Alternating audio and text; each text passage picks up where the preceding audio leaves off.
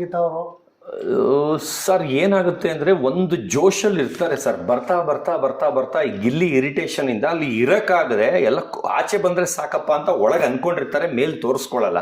ಅಂದ್ರೆ ಆಚೆ ಬರೋದನ್ನ ಖುಷಿಯಿಂದ ಬರ್ತಾರೆ. ಇವಾಗ ಅವಳು ನೋಡಿ ಖುಷಿಯಿಂದ ಬಂದ್ರು, ಆದ್ರೆ ಹೇಳ್ಕೊಳಂಗಿಲ್ಲ ಖುಷಿಯಿಂದ ಬಂದೆ ಅಂತ. ಅದರಿಂದ ಅವ್ರು ಹೇಳ್ಕೊಳಲ್ಲ. ಬೇಕಾದ್ರೆ ನನಗೆ ಸಿಕ್ಕಿದಾಗ ನಾನು ಮಾತಾಡ್ಬಿಟ್ಟು ಅವ್ರಿಗೆ ಹೇಳಿಸ್ತೀನಿ. ಯಾಕಂದ್ರೆ ನಾವು ಅವರು ತುಂಬಾ ಚೆನ್ನಾಗಿದ್ದೀವಿ, ಒಳಗಡೆನು ತುಂಬಾ ಚೆನ್ನಾಗಿ ಮರ್ಯಾದೆ ಕೊಡೋರು, ನಾವು ಅವರು ಚೆನ್ನಾಗಿದ್ದೀವಿ. ಓಕೆ ಸರ್, ಈಗ ಬಿಗ್ ಬಾಸ್ ನೋಡೋದ್ರೆ ಯಾರು ಗೆಲ್ತಾರೆ ನಿಮ್ಮ ಪ್ರಕಾರ? ಅಲ್ಲ, ನನಗೆ ಅಶ್ವಿನಿ ಗೌಡ ಅವರು ರಕ್ಷಿತಾ ಗೆಲ್ಲಬೇಕು. ಆದರೆ ಗಿಲ್ಲಿನೇ ಗೆಲ್ಲೋದು. ಅದು ಜನ ಮರಳೋ ಜಾತ್ರೆ ಮರಳೋ ಇಂದ ಗಿಲ್ಲಿನೇ ಗೆಲ್ಲೋದು. ಆದರೆ ಇವ್ರು 3 ಜನ, ನಾನು ಯಾರ ಹೆಸರು ಹೇಳಿದೆ ಅವ್ರು 3 ಜನನು ಟಾಪ್ 3 ಅಲ್ಲಿ ಇರ್ತಾರೆ. ಅದ್ರ ಜೊತೆಗೆ ಸ್ಪಂದನೂ ಇರ್ತಾಳೆ.